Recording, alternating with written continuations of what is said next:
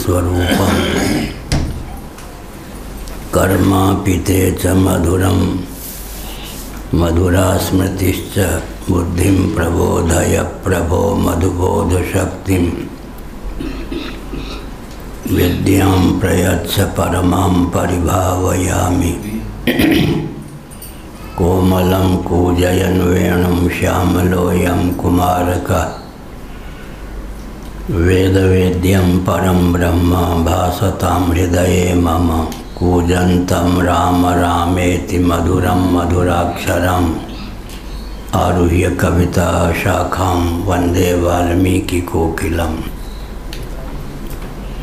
निगमकल्पतरोर्गलितं फलं शुकमुखादमृतद्रवसंयुतं पिबत भागवतं रसमालयं मुहुरहो रसिका भुवि भावुकाः गृणादपि सुनीचेन तरोरपि सहिष्णुना अमानिना मानदेना कीर्तनीय सदा हरि नारायणाखिल गुरो भगवन्नमस्ते शिवाय नमः शिवलिंगाय नमः तन्मे मनः शिव संकल्पमस्तु सर्वे भवन्तु सुखिनः। श्री राम जय राम जय जय राम श्री राम जय राम जय जय राम श्री राम जय राम जय जय राम श्री राम जय राम जय जय राम। धर्म की जय हो, अधर्म का नाश हो, प्राणियों में सद्भावना हो, विश्व का कल्याण हो, गौ माता की जय हो, गो हत्या बंद हो, भारत अखंड हो। सर्वभूत हृदय धर्म सम्राट श्री स्वामी करपात्री जी महाराज की जय हो, श्री जगन्नाथ महाप्रभु की जय हो, श्री बलभद्र महाप्रभु की जय हो, भगवती सुभद्रा देवी की जय हो। हर हर महादेव। गोविंद जय जय गोपाल जय जय गोविंद जय जय गोपाल जय जय राधा रमण हरि गोविंद जय जय राधा रमण हरि गोविंद जय जय श्री कृष्ण गोविंद हरे मुरारे श्री कृष्ण गोविंद हरे मुरारी हे नाथ नारायण वासुदेव हे नाथ नारायण वासुदेव गोविंद जय जय गोपाल जय जय गोविंद जय जय गोपाल जय जय राधा रमण हरि गोविंद जय जय राधा रमण हरि गोविंद जय जय श्री वृंदावन विहारी लाल की जय नमो माधव्य शंभो शिव शिव शिव शिव शिव शिव नारायण नारायण नारायण।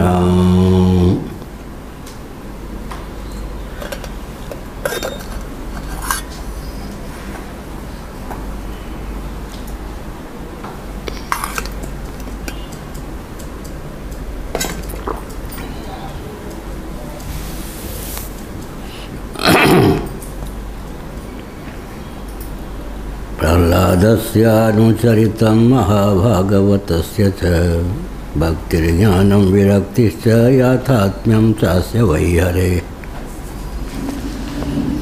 सर्गस्थित्यप्ययेषस्य गुणकर्मानुवर्णनं परावरेषां स्थानानां कालेन व्यत्ययो महान्। विराजे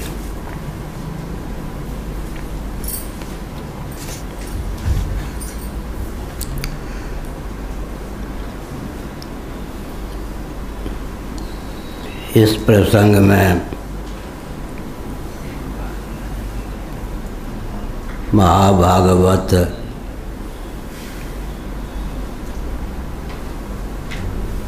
प्रहलाद का चरित्र निरूपित है। भक्ति, ज्ञान और वैराग्य के स्वरूप का प्रतिपादन सन्निहित है। संसार की उत्पत्ति, स्थिति, समृद्धि के स्वामी भगवान के वास्तव स्वरूप का निरूपण प्राप्त है। उनके दिव्य गुणगण और उनकी मुदमयी लीलाओं का प्रतिपादन सुलभ है।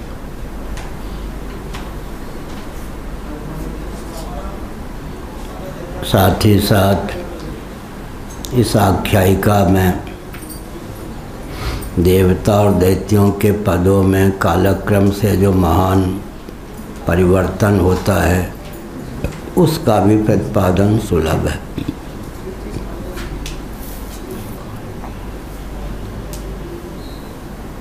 धर्मो भागवता नाम च भगवान्येन गम्यते आख्यानेस्मिन् समाम्नातम् आध्यात्मिकमशेषतः। 45वां। जिसके द्वारा भगवान की समुपलब्धि होती है, अभिव्यक्ति, प्राप्ति, स्फूर्ति होती है, उसी का नाम भागवत धर्म है। उस भागवत धर्म का भी निरूपण इस अध्याय में है।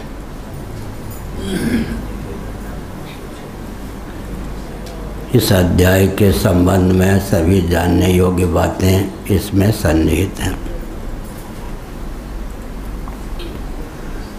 यह एतत् पुण्यमाख्यानं विष्णुर्वीर्योपबृंहितं कीर्तयेत् श्रद्धया श्रुत्वा कर्मपाशैर्विमुच्यते। अब फलश्रुति का वर्णन है।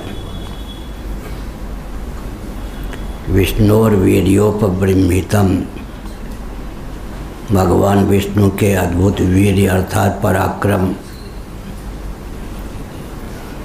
से परिपूर्ण इस पवित्र आख्यान को जो कोई श्रद्धा से सुनता है, उसका संकीर्तन करता है, भगवान का यशोगान करता है,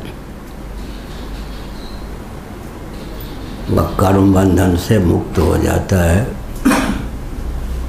भगवत स्वरूप में सर्वतोभावेन विलीन हो जाता है, भगवान से सर्वतोभावेन एकीभूत हो जाता है।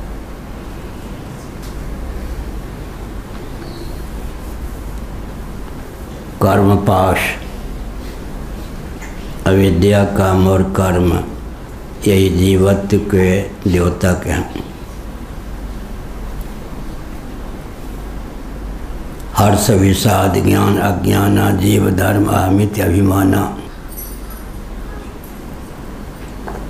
कभी हर्ष होता है, कभी विषाद होता है,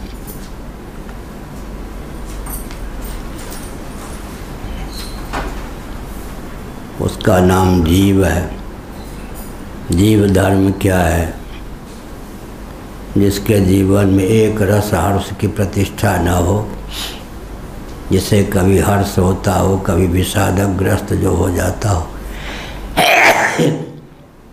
वो जीव धर्म से युक्त जीव है। आत्मा आनंद स्वरूप है। एक रस हर्ष ही जीवन में होना चाहिए, लेकिन विषाद भी हो जाता है। ज्ञान, अज्ञान, जो सबके ज्ञान एक रस ईश्वर जीवन भेद का उकस अखंड ज्ञान स्वरूप ही जीव है निरुपाधिक धरातल पर। लेकिन सोपाधिक धरातल पर कभी ज्ञान तो कभी अज्ञान। मत्तस्मृतिर्ज्ञानम अपवादञ्च, श्रीमद् भगवद गीता 15वां अध्याय। यही जीवत्व है। जीव धर्म अहमित्य अभिमाना। एक रस अमर्थ, एक रस अमिति जिसके जीवन में प्रतिष्ठित न हो, अन्नमय, प्राणमय, मनोमय, विज्ञानमय, आनंदमय कोश के अनुरूप अमिति की अभिव्यक्ति हो, कभी स्थूल शरीर के, कभी सूक्ष्म शरीर के, कभी कारण शरीर के अनुरूप अमिति हो, तादात्म्य आपत्ति हो, आत्मानुरूप आत्मस्थिति और स्फूर्ति न हो, वही जीव है।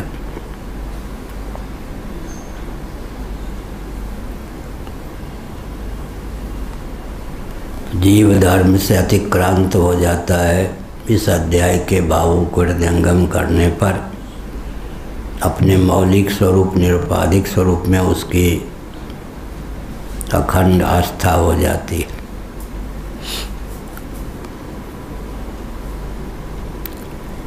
कभी देवता राज्य करते हैं तो कभी दैत्य भी राज्य करते हैं। सदा देवता ही राज्य नहीं कर पाते, सदा दैत्य ही राज्य नहीं कर पाते। कभी हिरण्यकशिपु का शासन होता है तो कभी प्रहलाद का भी शासन हो जाता है।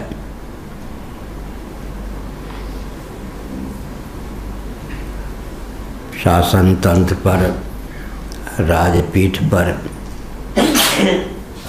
दैवी संपत्ति संपन्न व्यक्ति प्रतिष्ठित रहे, इसके लिए देवर्षि नारद का प्रयास सराहनीय सिद्ध होता है। व्यासपीठ पर भी आतंकवादी असुर कोटि के व्यक्ति प्रतिष्ठित न हो और शासन तंत्र पर भी अराजक तत्व प्रतिष्ठित न हो, यह आवश्यक। असुर मारी थापै सुरई, राम जन्म कर हेतु। भगवान के अवतार का हेतु है देवर्षि नारद जैसे क्रांतिकारी मनीषियों के आविर्भाव का हेतु है सबको आत्मस्वरूप और आत्मी समझते हुए स्वस्थ क्रांति को उद्भासित करना। दैवी संपत्ति संपन्न व्यक्ति व्यासपीठ पर और शासन तंत्र पर प्रतिष्ठित रहें, इसके लिए स्वस्थ व्यूहरचना करना आवश्यक होता है। कोई नृप हो हमें कहानी या कहावत चरितार्थ ना हो। राजा को महाभारत में काल का कारण माना गया। राजा काल से कारणम। त्रेता वही कृतयुग की करणी। रामचरितमानस में कहा गया। इसका अर्थ क्या है? कृतयुग में भी, सत्ययुग में भी कदाचित कोई हिरण्यकशिपु जैसा शासक हो जाए तो नरक बना देता है, आतंक फैला देता है। त्रेता में भी राम जी जैसा शासक हो जाए तो धर्मराज्य की प्रतिष्ठा हो जाती है। ऐसे द्वापर में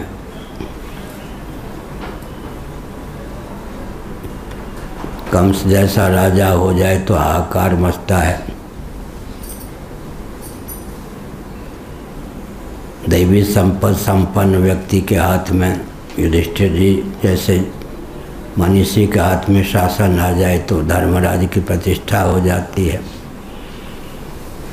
कलयुग की भी यही गाथा है। इसलिए शासन तंत्र दैवी संपत्ति संपन्न व्यक्ति के हाथ में हो, इसके लिए व्यूह रचना होनी चाहिए।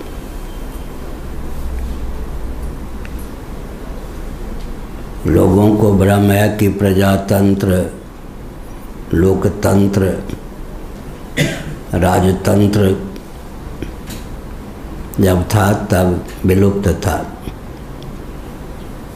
वस्तुस्थिति तो यह है कि राजतंत्र जिसको कहते हैं वही सचमुच में प्रजातंत्र है, लोकतंत्र है।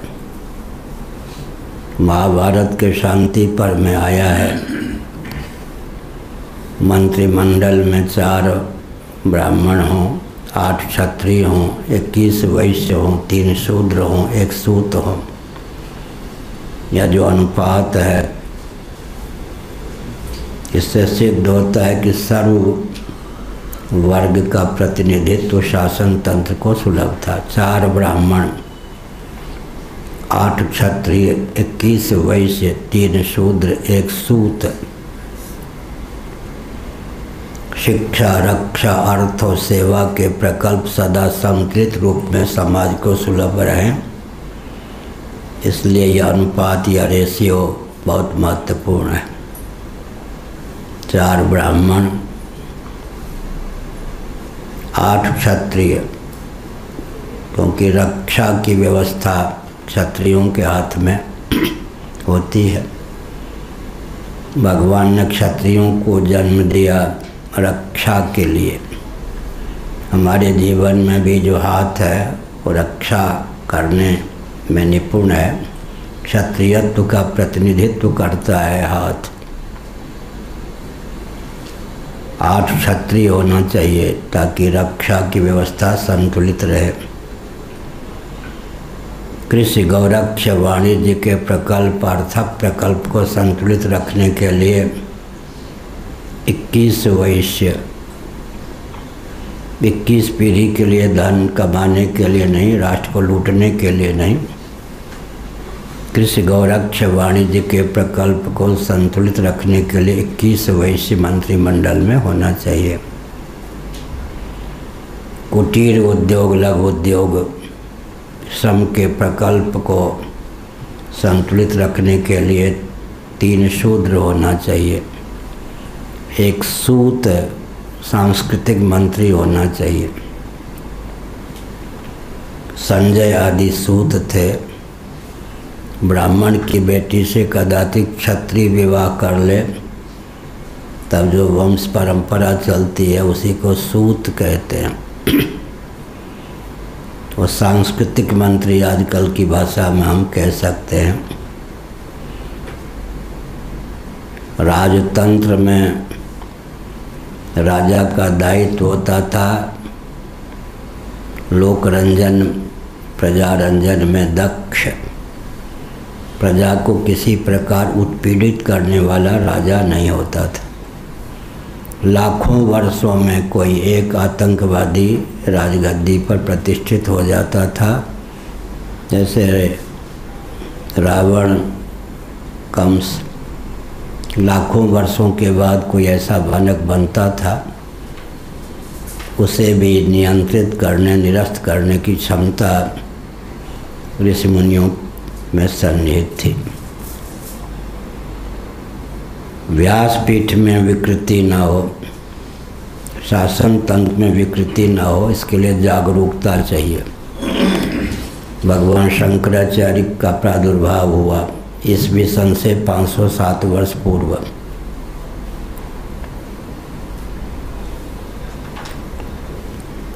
उस समय व्यासपीठ बौद्धों के हाथ चली गई थी। बौद्ध भिक्षु की व्यास गद्दी पर प्रतिष्ठित थे, वैदिक सिद्धांत की धज्जी उड़ा रहे थे। सुधन्वा बौद्ध सम्राट थे। न शासन तंत्र सनातनियों के हाथ में, न व्यासपीठ सनातनियों के हाथ में। भगवान शंकराचार्य ने क्या किया? सुधन्वा को मरवाया नहीं, उसके हृदय को परिवर्तित करके बौद्ध सम्राट को ही सनातन सम्राट बना दिया। बौद्धागम में आस्थान्वित सुधन्वा को वैदिक सिद्धांत में आस्थान्वित कर दिया और शासन का दायित्व दे दिया। शासन की क्षमता तो थी ही, केवल बौद्धिक धरातल पर उसकी बुद्धि का शोधन कर दिया। बौद्ध सम्राट को सनातन सम्राट के रूप में उद्भासित कर दिया। राजा सुधन्वा और व्यासपीठ का भी शोधन किया, चतुरामनाय चतुष्पीठ की उद्भावना की भगवान शंकराचार्य ने। ऋग्वेद से संबद्ध इस गोवर्धन मठ पूरी पीठ की स्थापना की। यजुर्वेद से संबद्ध दक्षिण दिशा में श्रृंगेरी मठ की उद्भावना की। सामवेद से संबद्ध द्वारकापुरी में एकाम्नाय पीठ की उद्भावना की। अथर्ववेद से संबद्ध बद्री क्षेत्र में ज्योतिर्मठ की स्थापना की, ताकि चारों वेद और वैदिक वाङ्मय सुरक्षित रहें, संप्रदाय परंपरा समुन्नत रहे। हमने कई बार संकेत किया, पतन का एक ही सिद्धांत है। जब कोई व्यक्ति पद सुलभ दायित्व का निर्वाह न करके पद का उपभोक्ता मात्र होकर रह जाता है तो पतन होता है। पद का उपभोक्ता नहीं बनना चाहिए, पद सुलभ दायित्व का निर्वाह करना चाहिए। पद सुलभ दायित्व के निर्वाह के लिए जितने अंशों में उपभोक्ता बने उतने ही अंशों में उपभोक्ता बने, उपभोक्ता बनकर ही न रह जाए। पतन का सिद्धांत है, जब कोई व्यक्ति पद सुलभ दायित्व का निर्वाह न करके पद का उपभोक्ता हो जाता है तो पतन हो जाता है। चाहे व्यासपीठ हो, चाहे शासन तंत्र हो, प्रधानमंत्री हों, राष्ट्रपति हों, राज्यपाल हों, मुख्यमंत्री हों, शंकराचार्य हों, सब पर यही नियम लागू होता है। घर का कोई मुखिया हो, एमएलए हो, एमपी हो, आजकल के दृष्टि से सरपंच हो, पद सुलभ दायित्व का निर्वाह करना चाहिए, पद का उपभोक्ता बन के नहीं रहना चाहिए। जब व्यक्ति पद के उपभोक्ता हो जाते हैं तब पतन हो जाता है। भगवान शंकराचार्य जी ने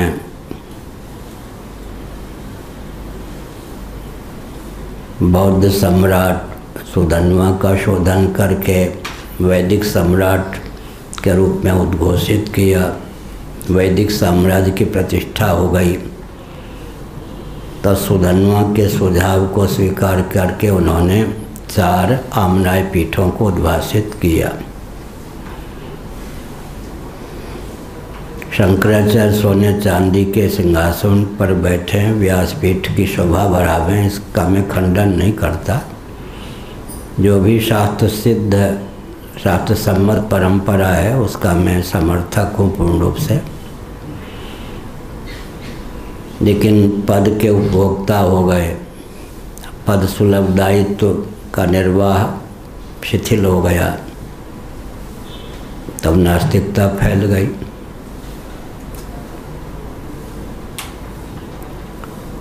तो किसी भी व्यक्ति को जो पद सुलभ हो उसे ध्यान रखना चाहिए कि दायित्व का पालन करने के लिए जितने अंशों में सुविधा का उपभोक्ता होना चाहिए उतने ही अंशों में सुविधा का उपभोक्ता हो। जैसे अब पाँव में वो क्षमता नहीं है पैदल यात्रा कर सकूं, लेकिन कभी बद्रीनाथ से ऊपर माना गांव से ऊपर वसुधारा से लेकर श्रृंगेरी, पांडिचेरी, रामेश्वरम, कन्याकुमारी सब पैदल घुमा हुआ है। पूरे भारत की भौगोलिक स्थिति, सांस्कृतिक स्थिति, सबका विज्ञान पैदल यात्रा में हुआ। कोई टीम टाम नहीं, कोई 1 रुपया नहीं, 1 या 2 जर्जर कटी वस्त्र के अलावा कोई वस्त्र नहीं। तो भारत की स्थिति का ठीक से ज्ञान हुआ पद यात्रा के प्रसंग में। लोगों की नास्तिकता आस्तिकता की पकड़ भी हुई। तो हमने क्या संकेत किया भगवान राम लक्ष्मण जी को भी गुप्तचर बना के भेजते थे वेश बदल कर। हमारे बारे में क्या समीक्षा होती है। राजा अपने को भी न बख्शे, अर्थात अपनी गतिविधि से हम समाज को उन्नत कर रहे हैं या अवनति की ओर ले जा रहे हैं, इसका ज्ञान होना चाहिए। तो हमने संकेत किया परावरेशाम स्थानानाम काले न व्यत्ययो महान।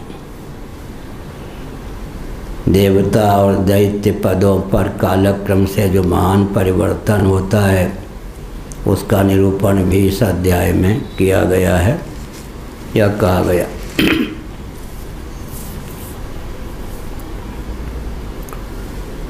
कल परसों हमने यह भी कहा था एक दूसरे के पूरक होते हैं। जो सज्जन होते हैं उनकी सज्जनता को व्यक्त करने वाले दुर्जन ही होते हैं। कितनी सत्यवादिता है, कितना धैर्य है, कितनी सत्य सहिष्णुता है, कितनी तितिक्षा है, इन सब की अभिव्यक्ति दुष्टों से पाला पड़ने पर ही होती है। दुर्जन जो हैं सज्जनों की सज्जनता के अभिव्यंजक होते हैं और जो सज्जन होते हैं वो दुष्टों की दुष्टता के अभिव्यंजक होते हैं। दुष्टों में जितनी दुष्टता होती है वो सब सज्जनों के प्रति ही वो व्यक्त करते हैं। इस प्रकार एक दूसरे के पूरक होते हैं। लेकिन आतंकवादियों के हाथ में व्यास गद्दी न जाए, शासन तंत्र न जाए, इसका ध्यान रखना चाहिए। दैवी आश्रित संपत्ति का वर्णन गीता के 16वें अध्याय में है। कभी दैवी संपत्ति संपन्न व्यक्ति शासक हो जाते, कभी आश्रित संपत्ति संपन्न व्यक्ति शासक बन जाते हैं। लेकिन देवर्षि नारद जैसे जो महानुभाव होते हैं वे स्वस्थ क्रांति की उद्भावना में दक्ष होते हैं।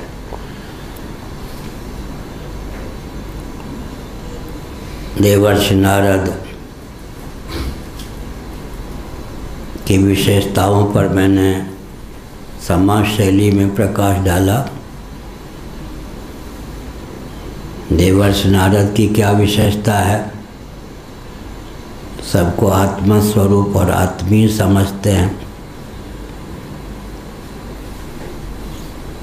और स्वस्थ क्रांति की प्रतिष्ठा के लिए सदा जागरूक रहते हैं। इतने में देवर्षि नारद का जीवन चरित्र अंकित हो जाता है।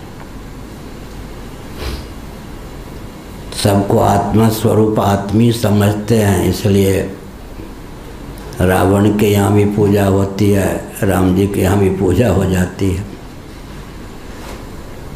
हिरण्यकशिपु भी पूजते हैं, प्रहलाद भी पूजते हैं, श्री कृष्ण भी पूजते हैं, कंस के यहाँ भी पूजा ले लेते हैं। सबको जो आत्मा स्वरूप समझता है, सबको आत्मीय समझता है, वो कहीं भी तिरस्कृत नहीं होता। लेकिन स्वस्थ क्रांति के उद्भाषक हैं नारद जी। व्यासपीठ और शासन तंत्र अराजक तत्वों के हाथ में न जाए और दोनों तंत्रों में सैद्धांतिक सामंजस्य हो, इसके पक्षधर हैं नारद जी। नारद जी की दिव्यता अपने जीवन में उतारने का प्रयास करना चाहिए। प्रहलाद की बात मैंने कही, संबंध का निर्वाह जहाँ तक करते बने कीजिए, लेकिन सिद्धांत का त्याग न करें। अमुक को रिझाने के लिए सिद्धांत ही शिथिल कर दें, छोड़ दें, ठीक नहीं। जहाँ तक बन सके संबंध का निर्वाह करते रहना चाहिए, लेकिन सिद्धांत का कथमपि त्याग नहीं करना चाहिए। जाके प्रिय न राम वैदेही तजिए ताहि कोटि वैरी सम यद्यप परम सनेही बलिगुण तजियो कंस ब्रजवन। ये सब बलिगुण तजियो, बलि ने तो शुक्राचार्य का त्याग कर दिया, माने उपेक्षा कर दी उनकी। इसका अर्थ क्या हुआ?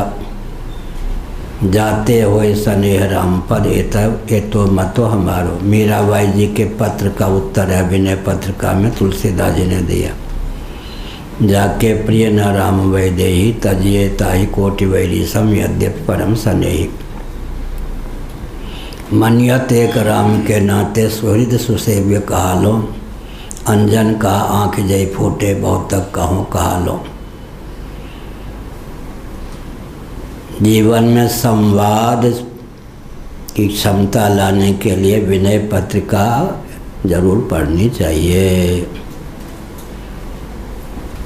गीता प्रेस से विनय पत्रिका अनुवाद सहित प्रकाशित है। हनुमान प्रसाद पोद्दार जी ने उसका ललित अनुवाद किया है। विनय पत्रिका लोक भाषा में है, लेकिन परिष्कृत हिंदी में हनुमान प्रसाद पोद्दार ने उसका अनुवाद भी किया। विनय पत्रिका ग्रंथ संवाद विहीनता को दूर करने के लिए, जीवन में संवाद संपन्नता को प्रतिष्ठित करने के लिए पढ़ना चाहिए। प्रतिदिन जीवन में संवाद होना चाहिए। आजकल संवाद वादे वादे जायते तत्वबोधा। आजकल अपने जीवन में संवाद नहीं है, तो घर में भी संवाद नहीं, पड़ोसी से संवाद नहीं। मुख्यमंत्री प्राय ऐसे विचित्र हो जाते हैं, कैबिनेट मंत्री से भी संवाद नहीं करते, इतना उनका कृत्रिम व्यक्तित्व तामझाम होता है। प्रधानमंत्री कैबिनेट मंत्रियों से भी संवाद नहीं करते, राष्ट्र कैसे चलेगा? अहंकार का पोषण करें, मिथ्या व्यक्तित्व। संवाद की विधा क्या है? कुछ समय स्वयं को जीव समझकर ईश्वर से संवाद करने चाहिए। तू दयालु दीन हो, तू दानी हो भिखारी, मोहि तो ही नाते अनेक मानिए जो भावे। तुलसीदास जी ने ईश्वर से संवाद किया। अपने मन की शिकायत की भगवान से, मैं बहुत प्रयास करता हूँ लेकिन अपने मन को संयत नहीं कर पाता। आप मेरे मन को संयत करने का मार्ग प्रशस्त कर दीजिए। कुछ समय ईश्वर से संवाद हो, कुछ समय स्वयं से संवाद हो। स्वयं से माने अपने मन को शिष्य बनाकर, स्वयं को गुरु बनाकर संवाद, मन को समझावें। अहम गुरुर महाबाहो मन शिष्यम से विद्धि में अनुगीता है महाभारत में। गुरु शिष्य का संवाद है। भगवान श्री कृष्ण ने अर्जुन को उपदेश दिया, गीता नहीं अनुगीता। अंत में अर्जुन को भगवान श्री कृष्ण ने कहा, यह कोई ऐतिहासिक घटना नहीं है, कोई गुरु हुए हों, कोई शिष्य हुए हों, ऐसा नहीं। मैंने स्वयं को ही गुरु, अपने मन को ही शिष्य बनाकर यह आख्यायिका तुमको सुनाई। तो क्या हुआ? कुछ समय मन को शिष्य के रूप में, स्वयं को गुरु के रूप में समझकर मन को समझावें। एक संवाद।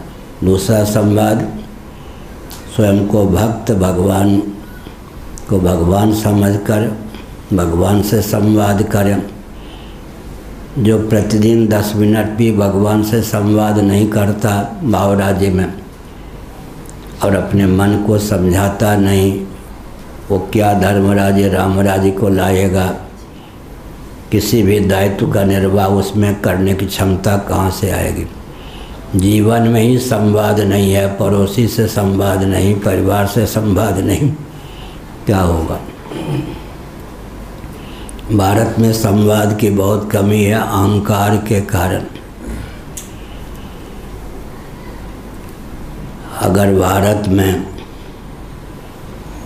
संवाद की धारा चले, जो जिस विषय के विशेषज्ञ हैं और छल कपट रहित हैं उनसे संवाद हो, शिक्षा जगत में, अर्थ के प्रकल्प में, रक्षा के मार्ग में, सेवा के प्रकल्प में चार चांद लग जाएं। अपने देश में जो मेधा शक्ति, रक्षा शक्ति, वाणिज्य शक्ति, श्रम शक्ति है, उसका उपयोग भी कोई मुख्यमंत्री प्रधानमंत्री देश के हित में नहीं कर पाए अब तक। उदाहरण देता हूँ, कोई बिहार में ऐसा मुख्यमंत्री ही अब तक नहीं हुआ जो बिहार की मेधा शक्ति, रक्षा शक्ति, अर्थ शक्ति, श्रम शक्ति का बिहार के हित में उपयोग कर सके। ऐसे मुझे कहने में कोई संकोच नहीं है। भारत में अब तक कोई प्रधानमंत्री नहीं हो पाए जो भारत की मेधा शक्ति, रक्षा शक्ति, वाणिज्य शक्ति और श्रम शक्ति का भारत के हित में उपयोग कर सके। बिहार और उत्तर प्रदेश के श्रमिक जो हैं वो हरियाणा और पंजाब को बुलंद किए हुए हैं। बिहार और उत्तर प्रदेश के कोई मुख्यमंत्री अपने प्रांत की मेधा शक्ति, श्रम शक्ति का उपयोग उत्तर प्रदेश और बिहार के हित में नहीं कर पाए। हमारी मेधा शक्ति, श्रम शक्ति हमारे लिए, पूरे देश के लिए, पूरे विश्व के लिए वरदान स्वरूप सिद्ध हो, इसके तो हम पक्षधर हैं। लेकिन हमारे ही काम ना आवे तो ऐसे ही अभी राजनेताओं में व्यामोह क्या है, चाहे प्रधानमंत्री हों चाहे और कोई हो, मुख्यमंत्री हों, धोखे में भी यह सिद्ध न हो जाए कि व्यासपीठ पर जो आसीन महापुरुष होते हैं उनकी भी देश में कोई उपयोगिता है। धार्मिक आध्यात्मिक क्षेत्र के भी नियामक प्रधानमंत्री, मुख्यमंत्री ही स्वयं को मानते हैं। बहुत बड़ा पतन का मार्ग है। निंदा की दृष्टि से नहीं, लेकिन वेदना पूर्वक मैं ये कह रहा हूँ। जब भगवान राम को वशिष्ठ जी की आवश्यकता, उपयोगिता का ज्ञान था, धर्मराज युधिष्ठिर को व्यास जी, धौम्य जी, मैत्रेय जी आदि के महिमा का ज्ञान था, उनकी उपयोगिता का ज्ञान था, तो आजकल के प्रधानमंत्री, मुख्यमंत्री में इनसे अधिक या इनके समान तो कोई क्षमता नहीं है। क्या अर्थ हुआ? जो जहाँ है अभिमान से बुत है, एकदम चूर है। इसलिए भारत की मेधा शक्ति, रक्षा शक्ति, वाणिज्य शक्ति, श्रम शक्ति का उपयोग भारत के लिए भी नहीं हो पाता। हमारी मेधा शक्ति, श्रम शक्ति पूरे विश्व में विकीर्ण है। दैव योग से, ऋषियों की कृपा से उससे भी एक लाभ होता है। क्या लाभ होता है? इंग्लैंड ने कभी सोचा नहीं होगा, ब्रिटेन ने, कि जिस देश पर हमने शासन किया वहीं का एक ब्राह्मण हमारे ऊपर शासन करेगा। शौनक शर्मा आज ब्रिटेन के प्रधानमंत्री हैं। उन्होंने आवाज़ लगाई है कि भारत को हिंदू राष्ट्र होना चाहिए। हमारी बात सुनते होंगे। तो ब्रिटेन ने कभी कल्पना नहीं की थी, जिस देश को मिट्टियामेट करने का हमने पूरा प्रयास किया, उसी देश का एक ब्राह्मण ब्रिटेन पे शासन करेगा। आज प्रधानमंत्री ब्रिटेन में शौनक शर्मा। हमारी मेधा शक्ति पूरे विश्व में बिखरी हुई है, लेकिन पूरे विश्व में जहाँ कहीं चमत्कृति है, 204 देश हैं विश्व में, 53-54 देशों में हिंदू कम से कम 53-54 देशों में फैले हुए हैं। विश्व में 204 देश हैं। जहाँ कहीं हिंदू बिखर गए वहीं जाकर उन्होंने अपनी क्षमता को अभिव्यक्त किया। वहाँ पर कुटीर उद्योग, लघु उद्योग और भी वैज्ञानिक संस्थानों के वो संचालक हो ही गए। तो मेधा शक्ति का उपयोग होना चाहिए, श्रम शक्ति का उपयोग होना चाहिए। नारायण पहले यह होता था प्रधानमंत्री आदि, क्योंकि नेहरू जी की आयु बहुत बड़ी थी हमसे, लेकिन मैं विद्यार्थी जीवन दिल्ली में था। नेहरू जी की प्रत्येक गतिविधि पर मेरी दृष्टि पैनी थी। नेहरू जी से लेकर अब तक जो प्रधानमंत्री हैं सबकी गतिविधि पर मेरी दृष्टि है, ये नहीं कि अपनी गतिविधि पर नहीं है।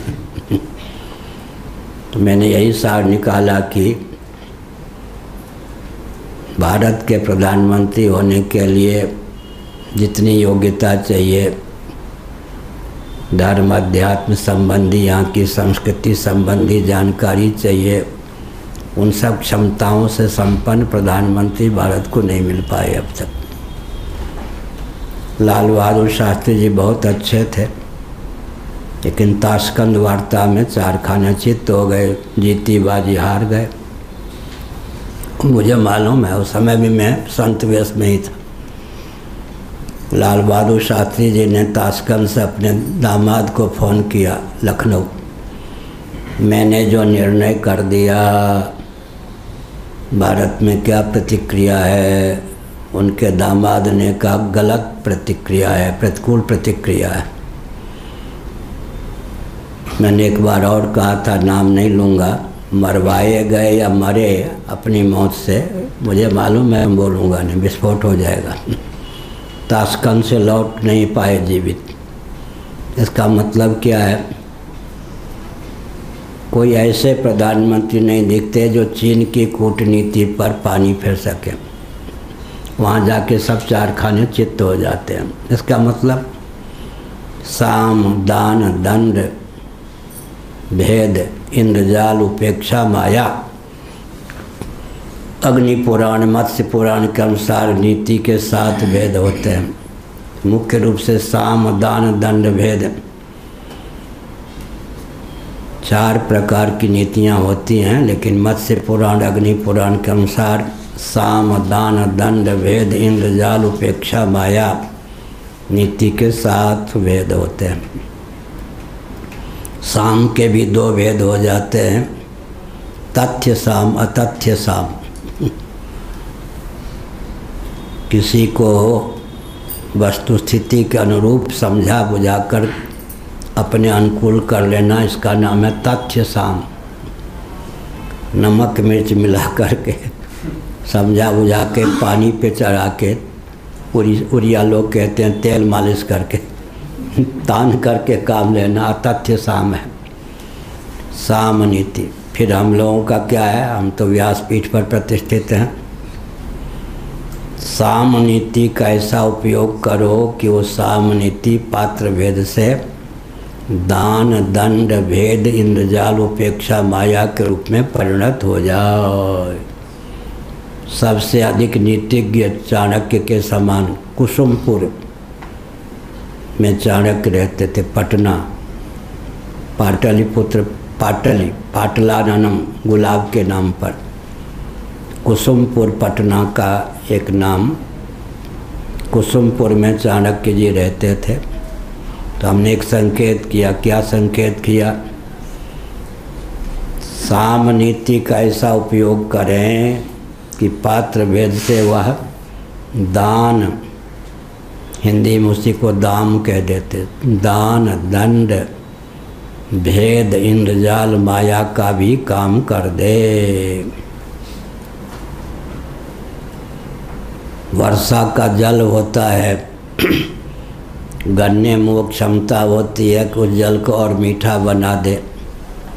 मिर्च गिलोय नीम आदि में वो क्षमता होती है कि वर्षा के जल को अपने सांचे ढांचे में ढाल दे। ऐसे ही सबसे अधिक नीति निपुणता क्या है? साम नीति का ऐसा उपयोग करें कि पात्र भेद से वो दान, दंड, इंद्रजाल, उपेक्षा, माया के रूप में भी परिणत हो जाए। सबसे नीति निपुणता वही है। चाणक्य जी में वो नीति निपुणता थी। गुरुओं की कृपा से हम लोगों में भी वो नीति निपुणता है। साम नीति का ही ऐसा उपयोग करो कि पात्र भेद से दान, दंड, भेद, इंद्रजाल, उपेक्षा, माया के रूप में परिणत हो जाए। महाभारत में लिखा है कि राजा को वेद आदि शास्त्रों का विज्ञान होना चाहिए, नहीं तो चार खाने पर चित्त हो जाएंगे, पछाड़ खाए जाएंगे।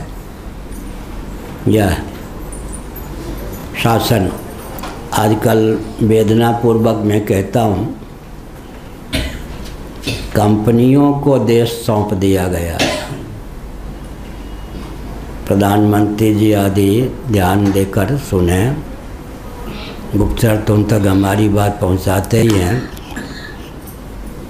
भारत में लोकतंत्र, प्रजातंत्र विफल हो चुका है। लोगों का ध्यान उधर हो या न हो, हम इस तथ्य को उद्भासित कर रहे हैं। कंपनियों को देश सौंप दिया राजनेताओं ने, से सिद्ध हो गया कि देश को चलाने की क्षमता राजनेताओं में नहीं है। पूरा लोकतंत्र, प्रजातंत्र भारत में विफल हो चुका। कंपनियों को देश, विदेशी कंपनी हो या देसी, वो अलग बात है। कंपनियों को देश सौंप देने का अर्थ क्या होता है? देश को बेच दिया, गिरवी रख दिया, उद्योगपतियों के हाथ में छोड़ दिया। अर्थात राजनेताओं में देश को चलाने की क्षमता नहीं। सबसे बड़ा लोकतांत्रिक देश भारत माना जाता है, लेकिन भारत में लोकतंत्र, प्रजातंत्र विफल है, क्योंकि कंपनियों का शासन करा देना। ईस्ट इंडिया कंपनी के हाथ में भारत चला गया। जो कभी व्यापारी बन के आए थे वो बादशाह बन गए भारत के। तो कंपनियों के हाथ में भारत को सौंप देना, यह तो राजनेताओं की अदूरदर्शिता और अक्षमता का द्योतक है। हमको निंदक न माने, समीक्षा अपेक्षित है। अगर कोई समीक्षा नहीं ठीक से करता तो देश का पतन हो जाता। तो हमने संकेत किया,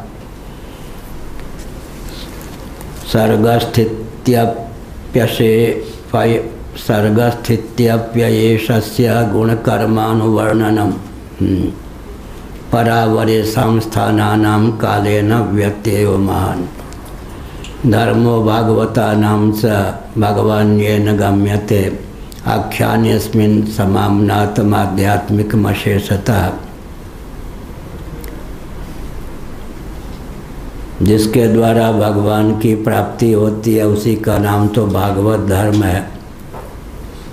इस अध्याय में उसका भी सम्यक प्रतिपादन कर दिया गया है। अध्यात्म के संबंध में भी जितनी जानकारी एक व्यक्ति को कम से कम चाहिए या अधिक से अधिक चाहिए, सूत्र रूप में उन सब का वर्णन कर दिया गया। कितना महत्वपूर्ण अध्याय है यह। ये तत्पूर्णिमाख्यानम विष्णुर्वीर्योपबृंहितं कीर्तयत् श्रद्धया श्रुत्वा कर्मपाशैर्विमुच्यते। अब अध्याय की फलश्रुति।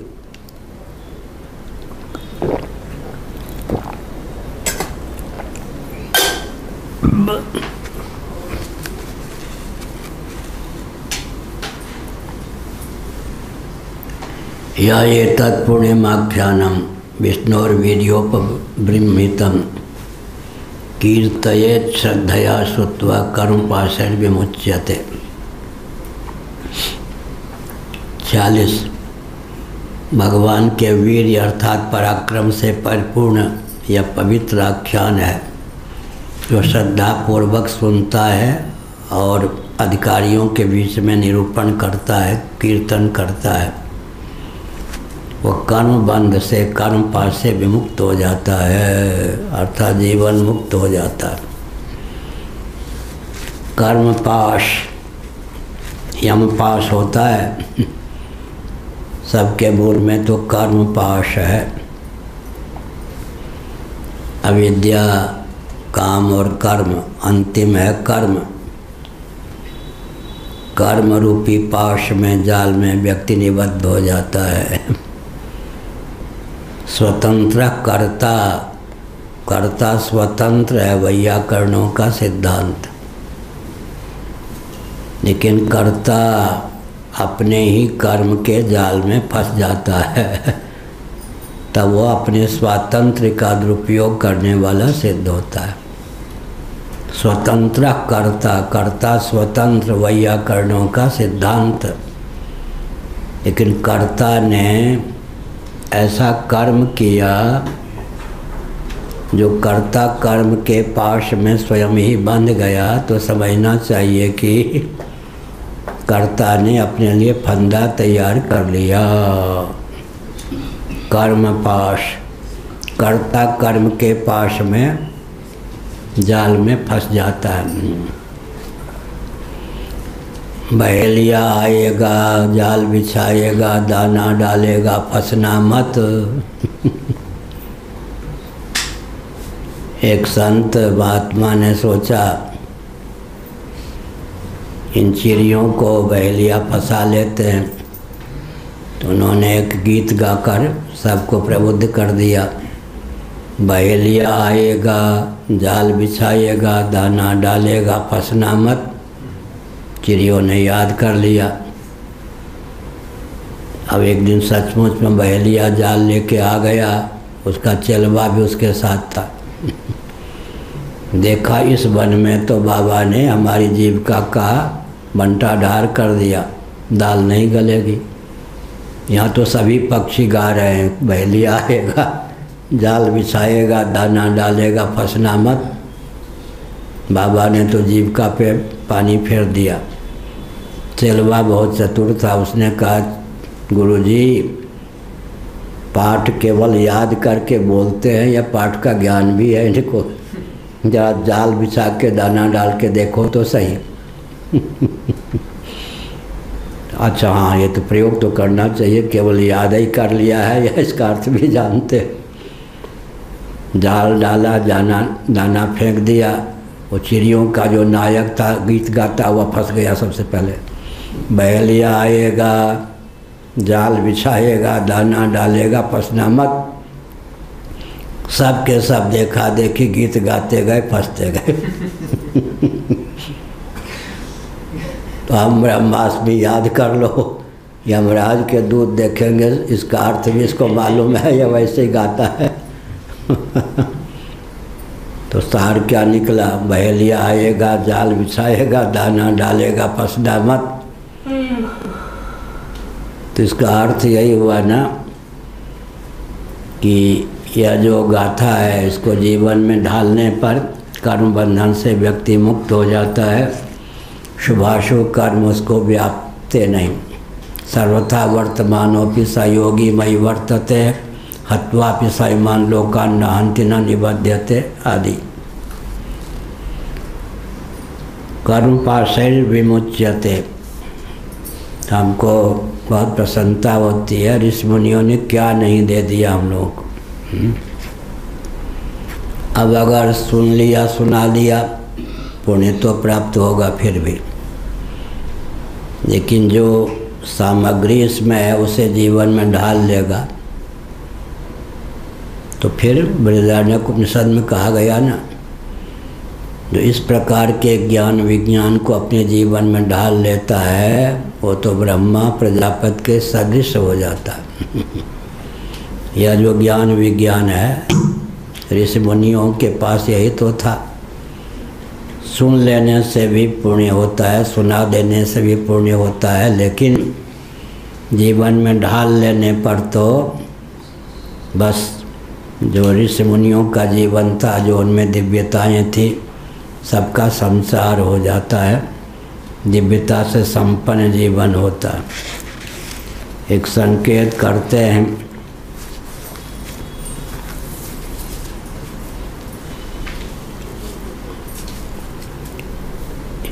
भगवान की शक्ति का नाम प्रकृति है। भगवान की शक्ति, अगर कोई ऐसा व्यक्ति हो दिव्य गुण गणों से युक्त हो, उसके दिव्य गुण गणों के प्रचारक कोई ना हो,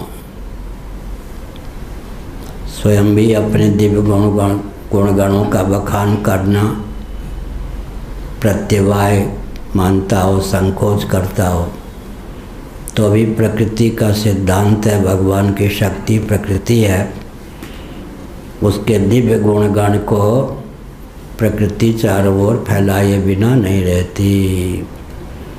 एक दिव्य पुष्प वाटिका में ऐसा पुष्प खिला हो कि माली का ध्यान भी उस पुष्प पर न जाता हो, तो भी उसकी सुगंध को भगवान की शक्ति दूती हवा लेकर चतुर्दिक विकीर्ण किए बिना नहीं रहती, भ्रमण मंडली वहाँ पहुँची जाती। इसी प्रकार से यह जो ज्ञान विज्ञान है अद्भुत है, अपने लिए विश्व के लिए वरदान स्वरूप है। इस ज्ञान विज्ञान से संपन्न जिसका जीवन होता है वह देवतुल्य होता है या देवताओं से भी श्रेष्ठ होता है,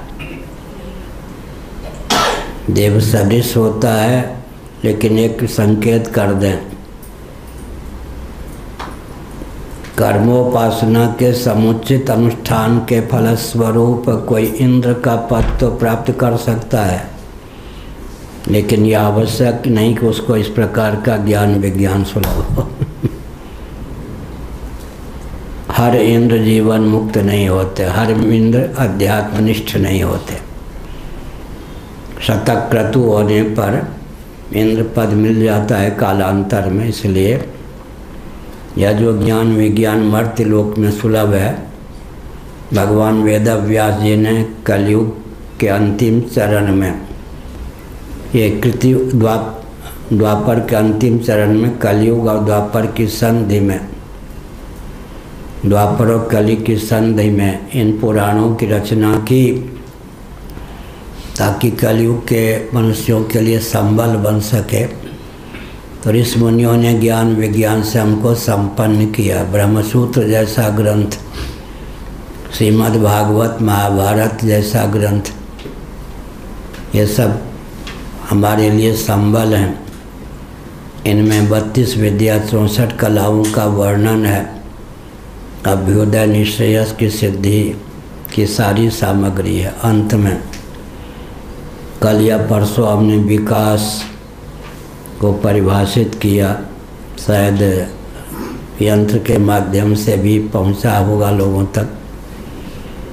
अभ्युदय निश्रेयस अर्थात भोग और मोक्ष की सिद्धि के अविरुद्ध और अनुकूल वस्तु और व्यक्ति की उद्भावना का नाम विकास है। विकास की परिभाषा दी वेदादि शास्त्र सम्मत। अभ्युदय माने भोग, निश्रेयस माने मोक्ष। अभ्युदय और निश्रेयस के अविरुद्ध और अनुकूल वस्तु और व्यक्ति की उद्भावना का नाम विकास है। वस्तु में पृथ्वी, पानी, प्रकाश, पवन आदि आ जाते हैं, व्यक्ति में हम लोग आ जाते हैं। अभ्युदय और निश्रेयस की सिद्धि के अविरुद्ध और अनुकूल व्यक्ति और वस्तु की उद्भावना का नाम विकास है। विकास की चर्चा चारों ओर हो रही है, लेकिन विकास की परिभाषा का ही ठीक से ज्ञान न हो या विकास को ही परिभाषित न किया गया हो तो विकास के गर्भ से विनाश निकल आएगा न। विकास विकास विकास, आप विकास की परिभाषा तो बताओ। दौड़ रहे हैं विकास विकास विकास, विकास को परिभाषित कीजिए ना। सृष्टि की संरचना का और मानव जीवन की सार्थकता का ज्ञान नहीं है। सृष्टि की संरचना का प्रयोजन और मानव जीवन की सार्थकता जिसमें सन्निहित है, उसी का ज्ञान नहीं है तो विकास के नाम पर बंटाढार कर देंगे। पूरे विश्व में अभी विकास की जो परिभाषा की जा रही है वो तो बहुत विनाशकारी है। पृथ्वी, जल, तेज, वायु जो ऊर्जा के स्रोत हैं, ये विकास के नाम पर इतने क्षुब्ध और विकृत कर दिए गए हैं कि चंद्रमा की सतह भी कई किलोमीटर धंस गई है। यही विकास है क्या? अरे भाई, पहले विकास को परिभाषित तो करो, तब तो क्रियान्वित करोगे। विकास की परिभाषा का ज्ञान नहीं है। और विकास विकास अमेरिका से लेकर भारत तक। अमेरिका सावधान, सबसे उन्नत क्षेत्र भौतिकवाद की दृष्टि से विकास के लिए अमेरिका माना जाता था। अब जितने रोग होते हैं वहीं से फैल के आते हैं भारत आदि। विकास की पोल पट्टी खुल गई ना। जिसको सबसे विकसित माना जाता था, भले ही गुप्त रीति से अमुक देश को चकाने में अमेरिका सफल रहा हो, लेकिन विकास की पोल पट्टी तो खुल गई। सारे उपद्रव, सारी बीमारी अमेरिका से ही प्राप्त होते हैं। इसलिए पहले विकास को आप परिभाषित तो कीजिए से। तो हमने कहा कि क्या कहा, विकास को परिभाषित कैसे किया? अभ्युदय, लौकिक पारलौकिक उत्कर्ष, निश्रेयस, मोक्ष। अभ्युदय निश्रेयस का नाम ही भोग और मोक्ष है। अभ्युदय निश्रेयस के अविरुद्ध और अनुकूल वस्तु और व्यक्ति की उद्भावना का नाम विकास है। नहीं तो विकास के नाम पर सब उन्माद है। विकास की इस वेदादि शास्त्र सम्मत परिभाषा जो हमने 2-3 दिन पहले बनाई है, समझ करके उसे क्रियान्वित करने पर सबका उत्कर्ष हो सकता है। श्री राम जय राम, जय जय राम। श्री राम जय राम, जय जय राम। धर्म की अधर्म का प्राणियों में विश्व का गौ माता की गोहत्या भारत हर हर। कल मैं एक महानुभाव का प्रवचन सुन रहा था। वैसे मैं यंत्र आदि नहीं रखता, संभवतः भिक्षा कर रहा था तो ऋषिकेश ब्रह्मचारी जी सुना रहे थे किन्हीं महानुभाव का वक्तव्य। वक्तव्य बहुत अच्छा था, लेकिन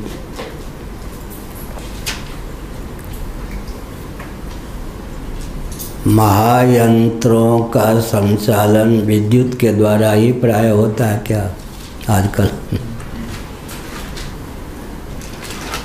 महायंत्रों का संचालन विद्युत के द्वारा होता है। विद्युत की उपयोगिता हम लोग देख ही रहे हैं, सबके जीवन में है। लेकिन महायंत्रों के प्रचुर आविष्कार और प्रयोग से और विद्युत के प्रचुर आविष्कार और प्रयोग से पर्यावरण पर क्या प्रभाव पड़ता है, इस पर भी विचार करना चाहिए। और प्राण शक्ति और प्रज्ञा शक्ति पर कितना प्रभाव पड़ता है, इस पर भी विचार करना चाहिए।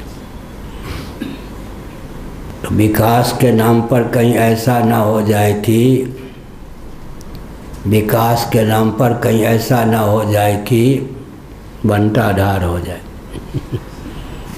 मुझे पता है कि कभी लू की लहर चलती है, कभी शीत लहर चलती है, कभी वर्षा की लहर चलती है, कभी आंधी की लहर चलती है।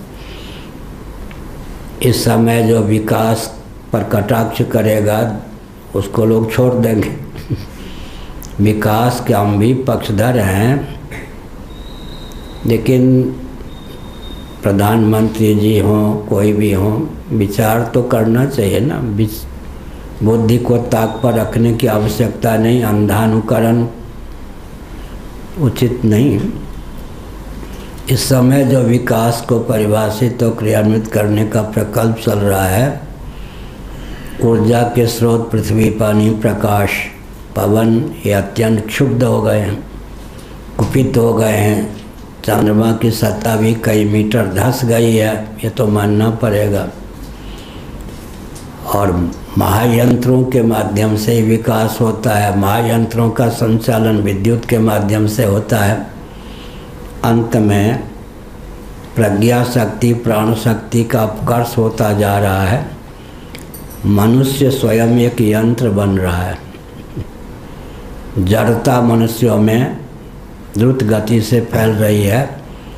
आज न सही कल महायंत्रों के प्रचुर आविष्कार प्रयोग पर या आविष्कार प्रयोग पर तो प्रतिबंध लगाना ही पड़ेगा। पड़ेगा।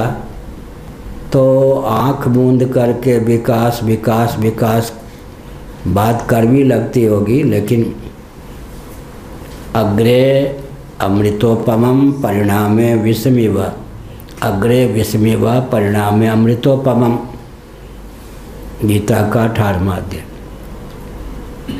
इंद्रियों की गति केवल वर्तमान तक होती है। मन की गति और वेदादि शास्त्रों की गति तीनों कालों में होती। तो ये जो भौतिकवादी होते हैं वो इंद्रियात्मवादी, चेतना विशिष्ट शरीर को आत्मा मानने वाले होते हैं। ईमानदार होने पर भी वर्तमान तक ही इनकी दृष्टि होती है। हमारे प्रधानमंत्री जी, उत्तर प्रदेश के मुख्यमंत्री जी, ये सब ईमानदार हैं, कोई आंख नहीं उठा सकता। सचमुच में दिव्य जीवन है। लेकिन भौतिकवादी जितने होते हैं, इंद्रियों की गति केवल वर्तमान तक होती है। भूत भविष्य वर्तमान तीनों कालों में मन की और वेदांत शास्त्रों की गति होती है। विकास के नाम पे जो कुछ विश्व स्तर पर हो रहा है, अमेरिका से लेकर भारत तक, भारत से लेकर अमेरिका तक, उसके गर्भ से विस्फोट नहीं होगा या नहीं हो रहा ये नहीं कह सकते। इसलिए कितनी चिड़िया उड़े आकाश जा रहा है धरती के पास। महायंत्र प्रवर्तनम मनुस्मृति 1163, महायंत्रों का प्रवर्तन जो है वो बेरोजगारी का मूल है। प्रज्ञा शक्ति प्राण शक्ति के अपकर्ष का मूल है। और अंत में पर्यावरण के सर्वथा विरुद्ध है। तो हमने संकेत किया, आजकल तपोभूमि को पर्यटन का केंद्र बनाया जा रहा है। पर्यटन का केंद्र बना करके सुरा सुंदरी का केंद्र बनाया जा रहा है। तपस्थली को भोगस्थली, सुरा सुंदरी का केंद्र, यही तो विकास है ना। किसी भी तीर्थस्थली को, पुण्यस्थली को पर्यटन का केंद्र बना दो। पर्यटन का केंद्र का अर्थ क्या होता है? सुरा सुंदरी का केंद्र बना दो। तो बहुत विचित्र बात है कि विकास के गर्भ से विस्फोट निकल रहा है, लेकिन एक सियार ने हो किया जंगल में तो बाकी सब सियार हो करने लग गए। बहुमत क्या सरमत हो गया। तो विचार तो करना चाहिए ना। आज न सही कल आखिर महायंत्रों के प्रवर्तन पर तो प्रतिबंध लगाना ही पड़ेगा। क्या सार हुआ? विकास के मूल में महानगर और महायंत्र। महानगर और महायंत्र का अर्थ ही होता है विनाश। महानगर को ही तो स्मार्ट सिटी, स्मार्ट सिटी क्या है जी? जहाँ शुद्ध मिट्टी सुलभ न हो, शुद्ध पानी सुलभ न हो, शुद्ध प्रकाश सुलभ न हो, शुद्ध पवन सुलभ न हो, प्रचुर आकाश सुलभ न हो, शुद्ध मनोभाव सुलभ न हो, शुद्ध मुस्कान सुलभ न हो, संयुक्त परिवार सुलभ न हो। संयुक्त परिवार गया नहीं कि मनुष्य का जीवन भोजन करने, संतान उत्पन्न करने तक सीमित रह जाता। यही विकास है क्या? अंधी पीसे बिल्ली खाए। विकास के हम पूर्ण पक्षधर हैं। हमारा ग्रंथ ही है विकास विमर्श। लेकिन तो सिर्फ लेकिन प्रेम नाल तो प्रेम पंजाबियों के बीच में पढ़े तो, लेकिन प्रेम पूर्वक विचार तो करना चाहिए कि विकास का नाम विस्फोट हो रहे है। विकास के गर्भ से विस्फोट। इसलिए गीता पर विचार करना चाहिए। 18वें अध्याय, अग्रे अमृतोपमं परिणामे विस्मित। खुजली आरंभ में अमृत के समान लगे, बाद में व्यक्ति रोने लगता है। अग्रे अमृतोपमम परिणामे विस्मय, और संयम अग्रे विस्मय परिणामे अमृतोपमम। संयम पूर्वक जीवन यापन करें, पढ़ें, क्या होगा जी? अग्रे विस्मय बहुत कष्ट होगा, परिणाम में अमृत के समान होगा। और आदि अंत मध्य में मोहक ही मोहक हो तामस। गीता 18 आरंभ में ही मोहक, सब्ज बाग पुष्पित, आरंभ में भी मोहक, अंत में भी मोहक, मध्य में भी मोहक। मोहकता मोहकता मोदकता मोदकता के अलावा कुछ रह ही न जाए, वो तमोगुण है। इसलिए ये राजनेता कितने भी फुदकें आगे बढ़ें, सब ठीक है, भावना शुद्ध हो, सब ठीक है, लेकिन कितने भी उड़ान भरें, अंत में आवश्यकता ये है कि हम लोग भी इस देश में रहते हैं, हमें भी देश की विश्व की चिंता है। हम लोगों से दूरी बना करके धार्मिक आध्यात्मिक क्षेत्र का भी नेतृत्व अपने हाथ में ले लेना, विकास के ठेकेदार बन जाना, विनाश की ओर ले जाना, ये भी एक विचित्र बात है। यहीं से हमने आज प्रवचन शुरू किया था। अपने देश की मेधा शक्ति का भी उपयोग आप नहीं कर सकते, हम लोगों की मेधा शक्ति से भी आप लाभ नहीं उठा सकते। इतना हम लोगों से परहेज दूरी बना के रखेंगे, होगा क्या? हमें तो कोई चिंता नहीं, हमारे प्रचारक आप बने, जो ईश्वर की ओर से आता है ईश्वर ही उसके प्रचारक बनते हैं, माया शक्ति ही उसके प्रचारक बनती है। लेकिन भारत में अपनी मेधा शक्ति और श्रम शक्ति से भी लाभान्वित होने की क्षमता नहीं। पूरे विश्व में भारत के सैनिक सबसे उत्कृष्ट योद्धा होते हैं, उनके सामने कोई टिक नहीं सकता। भारत के जो रक्षा विभाग में भी तो भारत की मेधा शक्ति, रक्षा शक्ति, वाणिज्य शक्ति, श्रम शक्ति का उपयोग भारत के हित में भी हो, इसके लिए डटकर विचार करना चाहिए। हर हर महादेव। श्रीमद् जगत गुरु शंकराचार्य भगवान की जय, धर्म की जय, धर्म का